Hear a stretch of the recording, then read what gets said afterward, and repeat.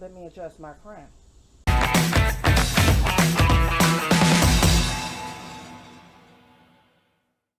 I am really excited to talk to you about something that I have cooking up my sleeve. But before I even discuss that with you, I want to tell you that I've been you. Because, see, I've got to talk to you. If you are listening to this ad and you are feeling this call to be something greater, and it doesn't matter if you're making six figures, high five figures, if you're changing lives as like a teacher in a classroom, or if you're changing lives or saving lives like a nurse on the front lines, it does not matter that you are doing something that people tell you is supposed to be a great calling. Here's what I've learned.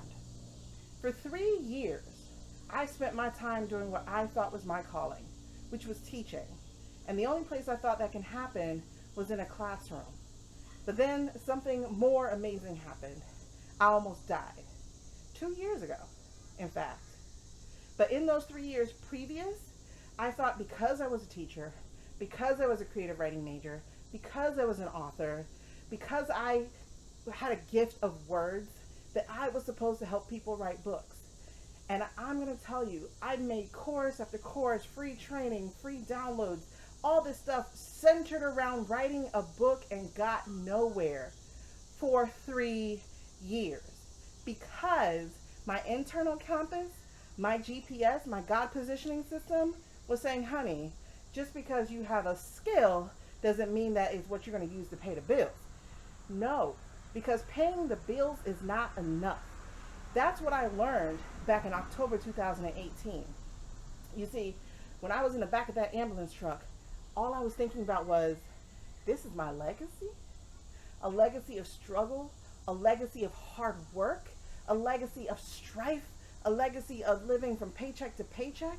And it doesn't matter if you're making six figures or if you're making high five figures or if people are fighting for your $15 an hour. We're all the same if we're just working to work instead of working to make a difference. And here's the other thing that I learned is that work doesn't have to be hard. Work just means effort, but it doesn't mean hard. In fact, we've allowed other people to tell us that we have to be hard working and working hard, but that's not the truth. We have to move in alignment.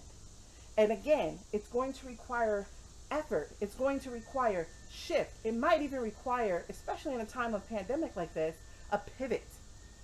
And it might have uncertainty attached to it. Just like riding down that dark street in the ambulance, staring at those lights did for me. I was wondering, am I about to stroke out?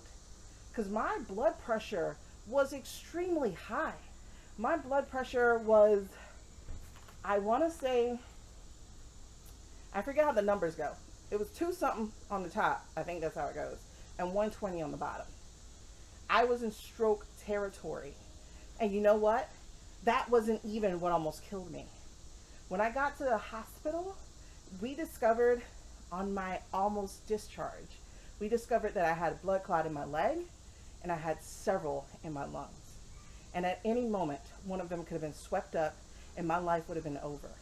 And for my daughter and my sons, my family, life would have kept going, but it would have been harder. You see, living a life that's out of purpose and out of alignment does nothing for no one. Listen, I'm not here to preach to you. I'm here to help you stop forgetting, because fear, the fear of the unknown, no. The fear of failure, no. The fear of success, yes. Because fear means that you've forgotten everything already revealed to you in a vision, in a dream, in your gut, in your instinct, in a word whispered on a wind by God. We've forgotten that we were purposed for something way bigger than living paycheck to paycheck. We forgot that we are purposed to live in such a way that when life's uncertainties come at us, such as a pandemic, we should not be filled with anxiety and depression and more strife. In fact, we should be filled with faith and purpose. And the only way to do that, the only way to really do that is to tap into who you are. And I'm going to argue that one of the only ways to do that is to get silent and to really listen to what your story actually is.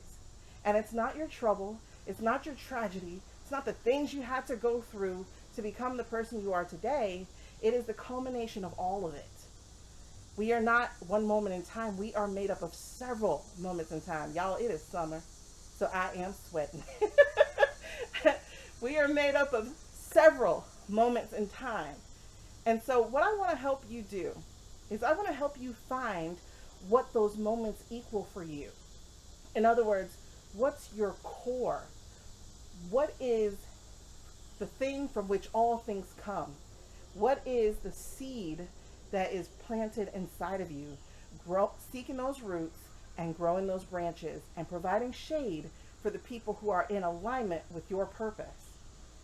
But if you are never in alignment with your purpose, will you ever break ground? Will you ever grow into the powerful being that you are? Because one of the things that I want to say right now is, I did a TEDx speech on potential and how we are more than our potential, how we should be moving through our potential and actually getting kinetic. And you can check that out. I will link that in the caption here. And one day when I was walking, I realized there was a big word inside of potential that I think was even bigger than potential. And that word is potent. And potent means power. So inside of your potential is your power. But if you are forever sitting in potential, because potential means stored energy, stored power. If you're just sitting in it, will you ever move and be powerful with purpose? So what I want you to do is I want you to check out this training right here called the 8 Steps to CYA. That's not cover your, that's connect to your audience. I want you to check that out. Just go ahead and click the link and get on over there and see what it is that I have to tell you about your story and about using your power to connect with the people who are aligned with you. In other words, your audience. So I think I've talked enough for you.